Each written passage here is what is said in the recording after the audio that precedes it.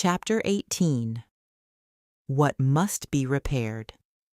In November 2025, 4 months after the Coldplay concert, Andy Byron sold his Manhattan condominium for $5.8 million. The deed, filed with the city, listed him and his wife as the selling parties. They were still legally married.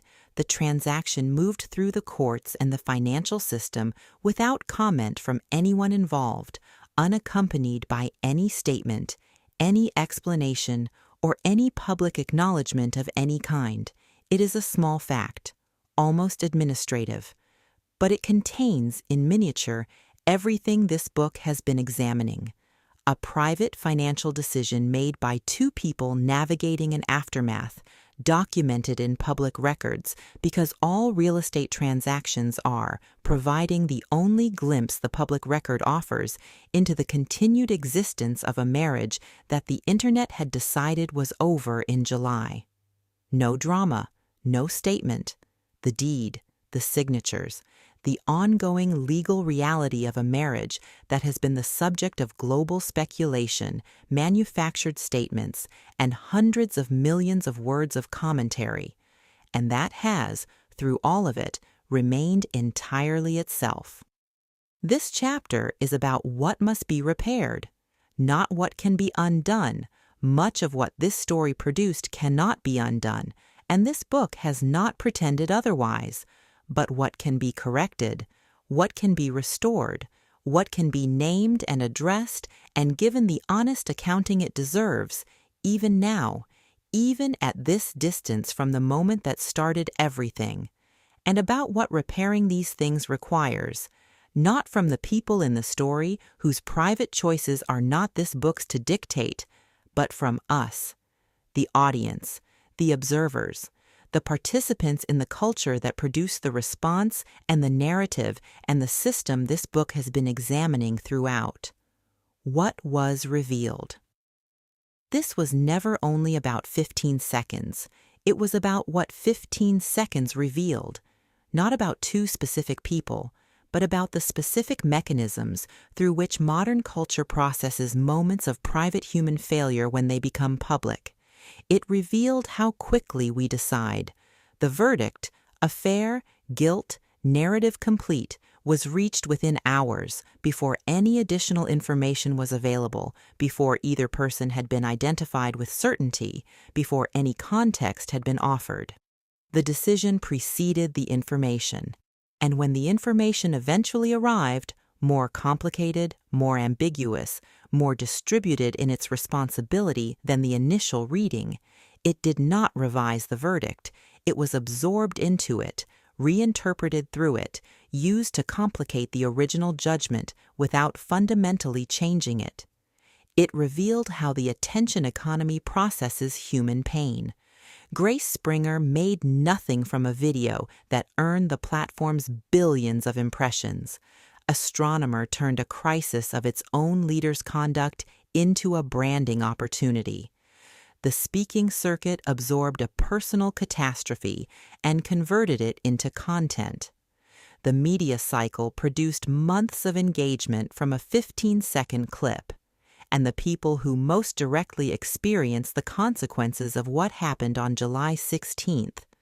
Megan Kerrigan Byron, 2 sons whose names have not appeared in any interview, the children in multiple households, generated nothing measurable in the attention economy because their suffering had no platform and therefore no market value. It revealed how the internet treats the absent. Megan Byron was given multiple voices she did not have. The "I am not spiraling, I am ascending" statement, confirmed by Snopes as entirely fabricated, circulated as widely as real statements from real people because the audience needed her voice and was willing to accept an invented version when the real one was withheld. The fake statement was celebrated. It was shared with delight. It was the voice the audience wanted her to have, composed, sharp, ascendant, and its total fabrication was, at a cultural level, beside the point. The internet needed Megan to speak. When she didn't, it spoke for her, And the gap between the person she was given and the person who quietly sold a Manhattan condominium with her husband in November 2025 is a gap that says something important about how we treat private people when their lives become public property. It revealed the gendered structure of consequence. The man in the frame kept his board seat, received job offers, and sold a luxury Manhattan property.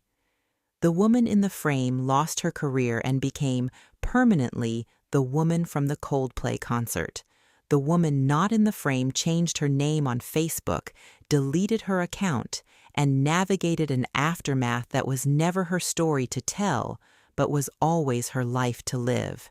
What cannot be repaired? Intellectual honesty requires beginning here. Because this chapter cannot make promises that reality does not support.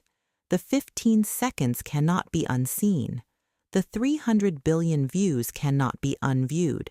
The professional consequences for Kristen Cabot, the career, the professional identity, the specific and ongoing difficulty of being the face of a story that is now permanently searchable, cannot be reversed.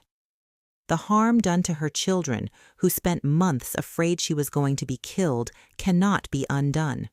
The specific, private, entirely undocumented disruption experienced by Megan Kerrigan Byron and her sons. Whatever form it took, whatever it cost, whatever it required them to absorb in the silence that the public record shows only by its absence, cannot be repaired from the outside. Only they know what needs repairing within it, and only they can determine whether and how that repair happens. The Internet's capacity for manufactured statements, for giving absent people voices they did not choose, cannot be prevented. The next person to be caught on a jumbotron will face the same system. Their absent spouse will receive the same fabricated eloquence. Their children will absorb the same disruption without platform. The architecture does not repair itself. And the specific accountability gap at the center of this story, the fact that Megan Kerrigan Byron has not received, in any public record available to this book, a direct and named expression of remorse from either of the two people whose choices most directly affected her, cannot be filled by this book. Only two people can fill it, and they have chosen so far not to. These are the things this chapter must name as irreparable, or at least as not within its power to repair. Because a book that claimed otherwise would be doing the same thing the managed narrative did, offering the appearance of resolution where the reality is incompletion. Restoring the center. What can be repaired?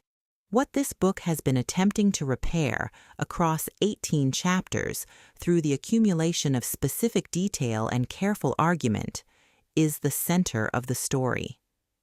The center was displaced early. Within hours of the clip going viral, the center became Kristen Cabot, her body, her role, her presumed motivation, her archetype. And then, as the months passed and the interviews accumulated, the center remained Kristen Cabot, her experience, her suffering, her survival, her speaking circuit. At no point in the public narrative that has surrounded this story did the center move to the place where the greatest weight actually sits. Megan Kerrigan Byron is the center of this story, not as a victim to be pitied, not as a wronged wife to be deployed in service of someone else's moral argument, but as the person whose life was most directly affected by choices made around her, without her, and whose experience of those choices and their aftermath has been given the least space in any public accounting of what happened. An educator in Worcester who works with children who struggle to find their voice. A woman who deleted her Facebook account rather than perform her grief for an audience. A person who, in November 2025, sold a Manhattan apartment alongside the man she is still legally married to, without comment, without a statement, without the specific composed wit that the Internet invented for her. She has said nothing. this book has tried to say, on her behalf and without speaking for her, that her silence is not absence, that the person who is not in the room is not therefore the person whose experience is smallest, that the quiet, dignified, entirely private process of absorbing something that was done to you without your consent and rebuilding, or not rebuilding, or rebuilding in ways that do not look like what the culture calls rebuilding, is not less than what happened on the stage. It is, in most ways, more. Restoring her to the center of the story is the primary repair this book attempts, not by claiming to know what she felt or what she thinks or what she wants, by insisting that she is there, that she was always there, that the story cannot be complete without her, and that every version of it that proceeded without her, every interview, every meme, every speaking engagement, every chapter of the public narrative that used her as context rather than center, was by that measure incomplete. Restoring language. The second repair is simpler to describe and harder to implement. Restoring clear language to conversations about accountability. Something has happened to the language of accountability in the contemporary public sphere. It has become rich with the vocabulary of self-understanding, with terms from therapy and psychology and personal growth that allow people to describe their experiences with nuance and depth, while becoming imprecise at exactly the point where precision matters most. At the point of naming what was done to whom and what it cost them. At the point of saying, simply and without protection, "This is what I caused, and I am sorry for it."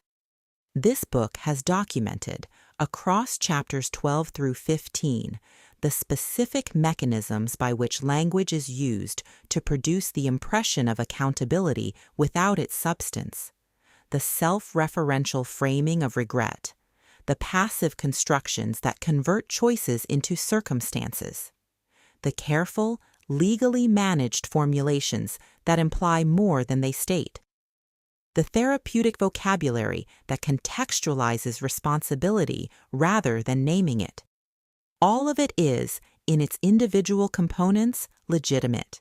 In its cumulative effect, it is the specific architecture of a story that tells without revealing. What must be restored is the simpler form, not the elimination of context. Context matters, and this book has engaged with context seriously throughout. But the insistence that context comes after acknowledgment, not before it. That the word sorry arrives in the right direction before the explanation is offered. That the name of the person harmed is spoken before the account of the speaker's own suffering is given. That accountability is demonstrated by what it offers the people most harmed, not by what it costs the speaker. This is a repair that individuals must make, the specific individuals in this story, and every person in the situations like this one that will follow. But it is also a repair that audiences must make, in their willingness to accept the appearance of accountability rather than its substance, in their readiness to be satisfied by emotionally compelling testimony that does not address the people most harmed, in the ease with which they extend sympathy toward the visible and withhold it from the invisible. The language restores itself when the people receiving it stop accepting substitutes, restoring accountability as a whole. The third repair is the most structural. Accountability, as this book has argued across its central chapters, cannot be selective. It cannot be applied fully to one person and partially to another based on who spoke and who did not, who was visible and who was not, who had communication support and who had only the choice of silence. It must apply, fully, consistently, without adjustment based on visibility, to all the people whose choices contributed to the situation being examined. In this story, that means Andy Byron. Not the quick statement Cabot asked for, the minimum clarification that would have served her interests, the full accounting that Chapter 17 described, naming his wife, acknowledging what she endured, addressing what he said to the people who trusted his representation of his circumstances, accounting for the professional power arrangement and his responsibility within it, and explaining his silence, not apologizing for it, but accounting for what it allowed and who it disadvantaged. It also means the institutions. Astronomer, which issued a statement about conduct and accountability, and then retained Byron on its board, which used the story as brand capital without the consent of the people whose lives it was exploiting, and which has offered no public accounting of what the working environment under Byron's leadership made possible. The media platforms that amplified the clip to 300 billion views and made nothing available to the person who filmed it, the radio station that broadcast Cabot's home address, the outlets that published forensic inventories of her physical measurements while reporting on a story about a professional and personal choice. Accountability cannot be selective in its direction, toward women and away from men, toward the visible and away from the absent, toward the person on the stage and away from the person in Maine, and produce anything that functions as genuine accountability. It produces instead what this story has produced: the performance of accountability, emotionally compelling and structurally incomplete, that satisfies the audience's need to feel that something has been addressed while leaving the people most harmed precisely where they were, restoring proportion.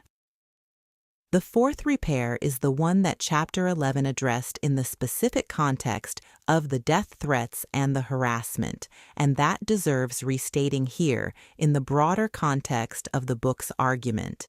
Proportion is not leniency. It is not the instruction to be kind to people who have made choices that harmed others.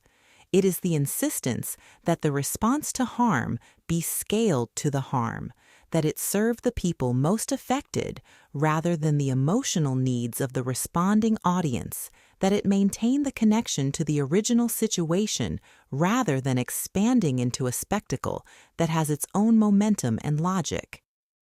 The disproportionate response to the Coldplay clip did not serve Megan Kerrigan Byron. The death threats, the doxing, the parade of cars past Cabot's house, none of it was directed at understanding what Megan had experienced or ensuring that her situation was acknowledged. It was directed at punishing the person the audience had designated as the villain in the specific, escalating, algorithmically amplified way that the digital courtroom punishes.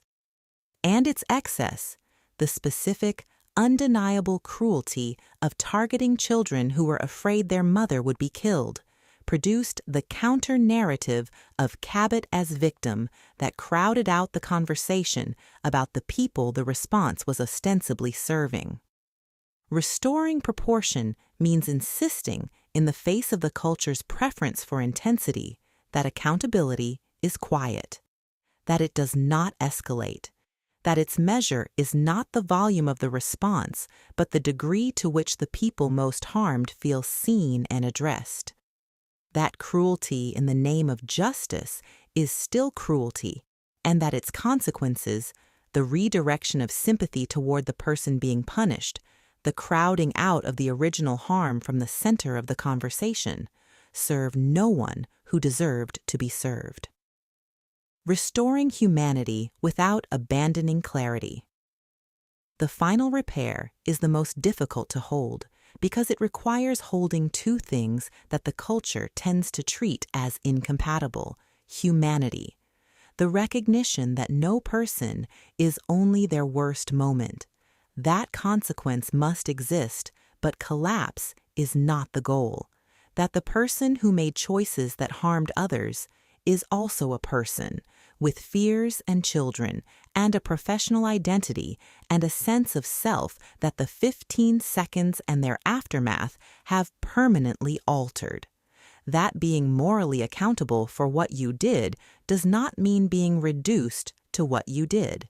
That the speaking circuit and the Oprah interview and the work on changing narratives whatever their strategic dimensions, also represent a real person trying to rebuild a life that was dismantled in public in ways that were, in their excess, genuinely unjust. Clarity.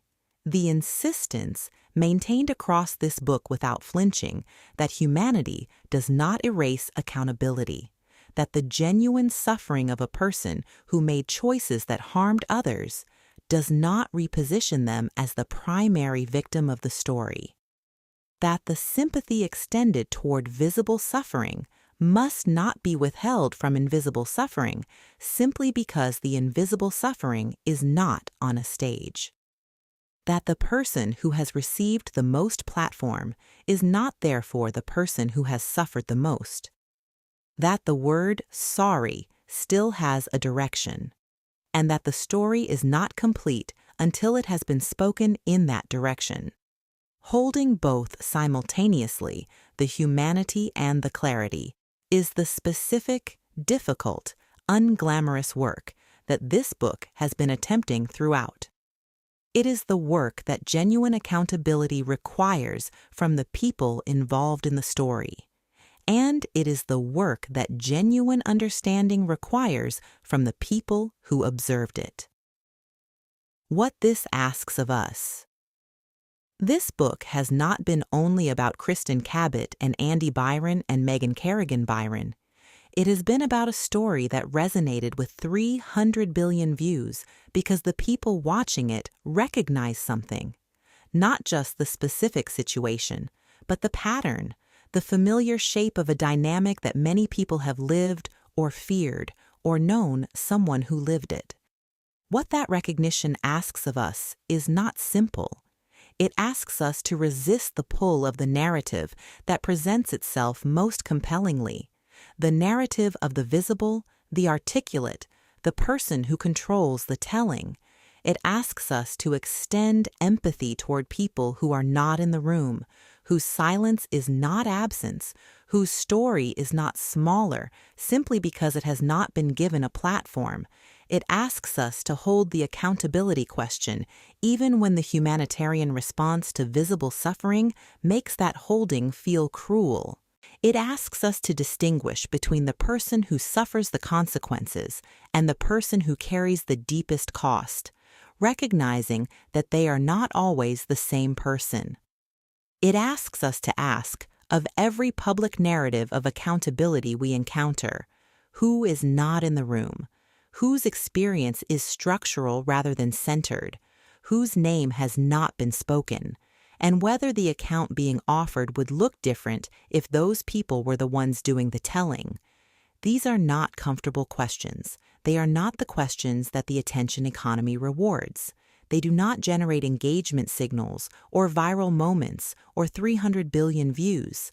They generate instead the specific, quiet discomfort of sitting with a story that has not been fully told and insisting, against the culture's preference for resolution, that the incompletion matters. The last thought. Not everything that is brought into the light is injustice. This is the sentence that the outline of this book identified as its closing idea, and it deserves to be the closing thought, because it cuts against the dominant narrative of the Cabot interviews, the narrative in which the light of the Jumbotron was the injustice, in which the exposure was the harm, in which the lesson to be drawn is about the cruelty of viral culture and the disproportionality of digital punishment. All of those things are real. The viral cruelty was real. The disproportionality was real. The specific harm done to Cabot and her children by the excess of the public response was real and has been named in this book without reservation. And also, some things are revealed so that truth can finally take its place. The Jumbotron did not reveal a truth. It revealed a moment. The moment became a story. The story was told, partially, strategically, from the perspective of the person with the most platform and the most need to shape the telling. And the truth, the full truth, with all the people in it, including the ones who never had a platform, is still waiting. This book is its attempt, not its completion, because the book cannot give Megan Kerrigan Byron the acknowledgment she deserves. Only the people who chose not to give it can do that, not its resolution. Because the story is genuinely unresolved, with a marriage whose status is documented only in a real estate deed, with a voice still silent after 8 months, with a woman in Maine who may never speak publicly and who should not have to. But its attempt to name what happened fully, to hold everyone in the story accountable to the same standard, to insist that the person who was not given a platform is not therefore the person whose experience is smallest, to refuse the narrative that presents itself most compellingly in favor of the one that is most honest, and to say, in the only direction that matters, in the direction that neither interview took, in the direction that this book has been pointing since its first page, Megan. She was here. She is real. What happened to her was not small. What was done around her, without her knowledge or consent, altered the story she was living inside. The light found 2 other people, but she was the one who most needed to be seen, and she has not yet been, not fully, not by the people who most owed it to her. Some things are revealed so that truth can finally take its place. This is still waiting.